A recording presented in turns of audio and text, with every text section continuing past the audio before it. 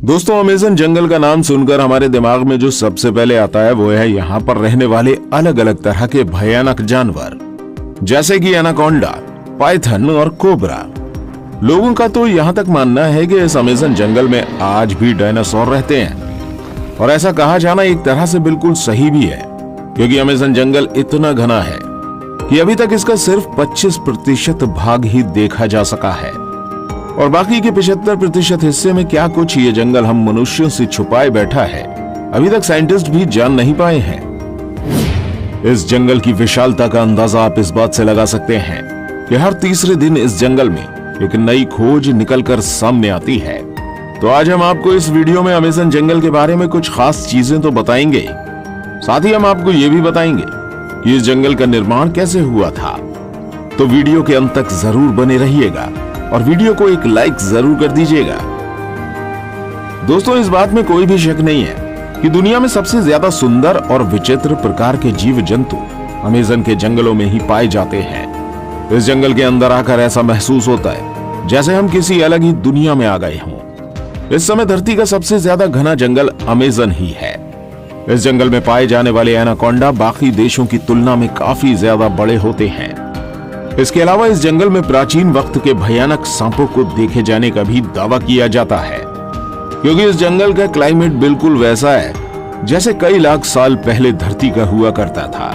इस जंगल में bullet aunt जैसी चींटियां और कई अनोखे जानवर मौजूद हैं, जो कि बस अमेज़न जंगल में ही मिलते हैं। जैसे कि हमने आपको पहले ही बताया, अभी तक अमेज़न जंगल का आधे से कम एरिया ही देखा जा सका है, और बाकी का 75% हिस्सा ऐसा है जहां आज तक इंसान नहीं पहुंच पाया है, क्योंकि ये इतना ज्यादा घना है कि इसके अंदर जाना ही किसी जोखिम से कम नहीं है, और इतने अंदर तक टेक्नोलॉजिकल सामानों को लेकर जाना और भी ज्यादा मुश्किल है। जैसा कि आपने जाना, इसका क्लाइमेट लाखों सालों पहले की पृथ्वी जैसा है, तो वैज्ञानिक भी इस जंगल के साथ ज्यादा छेड़छाड़ करके इसको बर्बाद नहीं करना चाहते। अमेज़न जंगल के अंदर जानवरों के अलावा आदिवासियों की कई प्रजातियां भी निवास करती हैं, और इस जंगल के अंदर कई प्रजाति तो ऐसी भी हैं जिनके बारे में हमें अभी तक कुछ भी नहीं पता है। और अगर इस बढ़ते मॉडर्न टेक्नोलॉजिकल डेवलपमेंट के चलते ये अमेज़न जंगल नष्ट हो गया तो दुनिया के कई सारे जीव हमेशा के लिए विलुप्त हो जाएंगे। अमेज़न जंगल के बारे में आए दिन नई और अनोखी बातें सामने आती रहती हैं। अक्सर यहाँ पर कई तरह के एक्सपेरिमेंट और स्टडी चलती रहती है। जैसे कि अभी कुछ साल पहले, साल 2017 में लीड्स यूनिवर्सिटी ने एक रिसर्च में पाया कि अमेज़न जंगल जितनी कार्बन डाइऑक्साइड ग्रहण करता है उतनी और कहीं नहीं जाती। इसके चलते यहाँ पर कार्बन एम्बिशन बहुत कम है, और यही कारण है कि यहाँ का वातावरण इतना अच्छा है। साइंटिस्ट कार्लोस नोबेल अपनी रिसर्च में बताते हैं कि जिस तरह से अमेज़न जंगल को आज के समय काटा जा रहा है, वह इस पृथ्वी के लिए बहुत ज्यादा नुकसानदेह हो सकता है, क्योंकि ये जंगल पूरी दुनिया को 20% से अधिक साफ ऑक्सीजन प्रदान करता है। अमेज़न जंगल का क्षेत्रफल इतना बड़ा है कि ये 9 देशों की सीमाओं को छूता है, जिसमें से 60% ब्राजील, 13% पेरू, 10% कोलंबिया और बाकी का हिस्सा गुयाना, इक्वाडोर, वेनेजुएला, बोलीविया, सूरीनामा और फ्रेंच गुयाना तक फैला है। आप एक बात जानकर शॉकिंग होंगे कि जितने जानवर इस पूरी पृथ्वी में देखे जाते हैं, उसके 1/3 जानवर अकेले अमेज़न जंगल में देखे जा सकते हैं। इस जंगल के पेड़ों की संख्या लगभग 4 अरब बताई जाती है, जिसमें 16,000 से ज्यादा उनकी प्रजातियां हैं। दोस्तों, अमेज़न जंगल के कीड़ों की भी बहुत अधिक चर्चा की जाती है। कहा जाता है कि यहाँ जितनी तरह के कीड़े और जीव जंतु मिलते हैं, उनमें से कुछ ही फीसदी के बारे में साइंटिस्ट अभी तक पता लगा पाए हैं। यहाँ पर पाई जाने वाली बुलेट चींटियां कोई साधारण चींटियों जैसी नहीं है। कहा जाता है अगर ये किसी इंसान को डंक मार दें तो बंदूक की गोली लगने जैसा महसूस होता है। देखने में भले ही ये नॉर्मल चींटियों की तरह छोटी ही है, लेकिन इनके डंक में बहुत ही खतरनाक जहर पाया जाता है। चींटियों के बाद यहाँ पर मकड़ियों की भी चर्चा बहुत अधिक होती है, क्योंकि यहाँ पर मकड़ियों की 3000 से ज्यादा प्रजातियां पाई जाती हैं, जिनमें से ज्यादातर खतरनाक और जहरीली ही होती हैं। इस जंगल की टेरेंटोला मकड़ी को सबसे ज्यादा खतरनाक बताया जाता है। कहा जाता है ये मकड़ी अपने बालों को खतरनाक वेपन्स की तरह उपयोग करती है। अगर गलती से ये किसी इंसान की आंख में लग जाए तो बुरी तरह से घायल कर देती है। अब इतने कमाल के और छोटे जानवर बस यहीं देखने को मिलते हैं। तो ये तो हो गई इस जंगल के बारे में कुछ खास बातें, लेकिन इन सब से जो बेहद खास है वो ये है कि ये जंगल बना कैसे। ये जानकर आप जरूर चौंक जाएंगे, क्योंकि आप कह सकते हो कि अमेज़न जंगल जिस तरीके से बना है उसने लगभग आधी पृथ्वी को बर्बाद कर दिया है।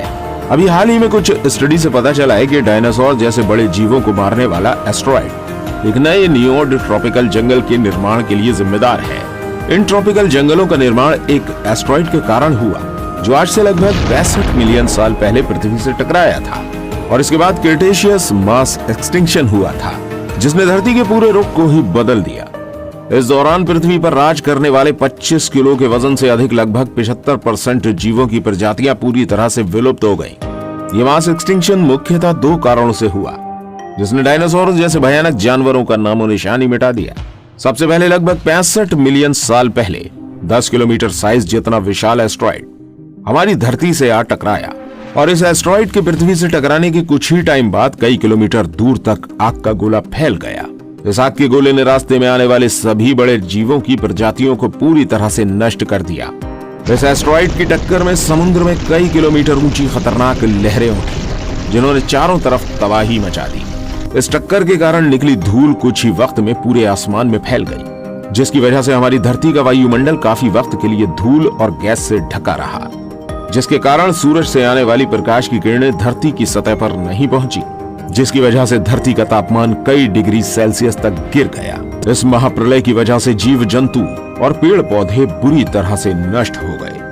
अब कुछ महीनों के बीतने के बाद धीरे धीरे पृथ्वी के वायुमंडल से धूल और गैस के बादल साफ होना शुरू हुए और प्रकाश की किरणें एक बार फिर से धरती पर पहुंचने लगी। इस मास एक्सटेंशन के बाद चूहे की तरह दिखने वाले मैमल्स और दूसरे जीवों की प्रजातियां अस्तित्व में आई, जिन्होंने कई लाखों सालों के एवोल्यूशन के बाद मैमल्स से बंदर और बंदरों से इंसानों का रूप लिया।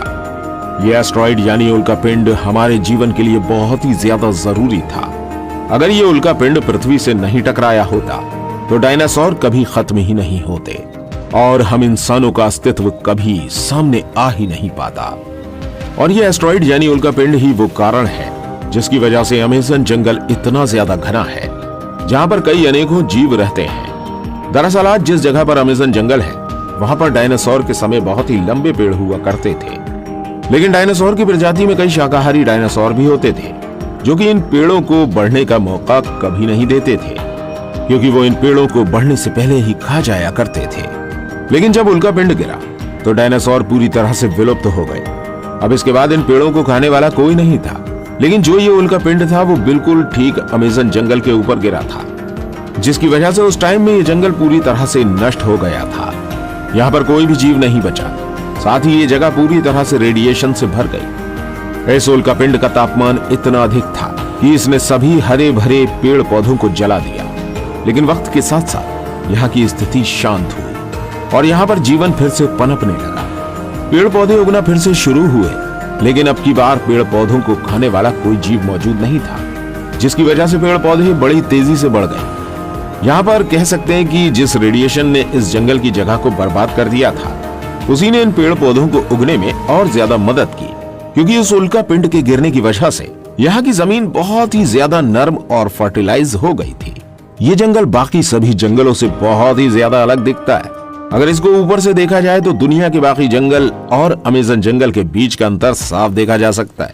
अमेज़न रेन फॉरेस्ट के अंदर बहुत सी ऐसी अजीब तरह की वनस्पतियां और पेड़ मौजूद हैं जो पूरी दुनिया में और कहीं देखने को नहीं मिलते हैं। इसके अलावा अमेज़न जंगल की बहुत ही ज्यादा गहराई में क्या है यह अभी तक कोई नहीं जानता है, क्योंकि किसी ने इसको पूरी तरह से देखा ही नहीं है। हो सकता है उल्कापिंड से गिरने की वजह से इस जंगल के अंदर एक अलग ही दुनिया बन गई हो।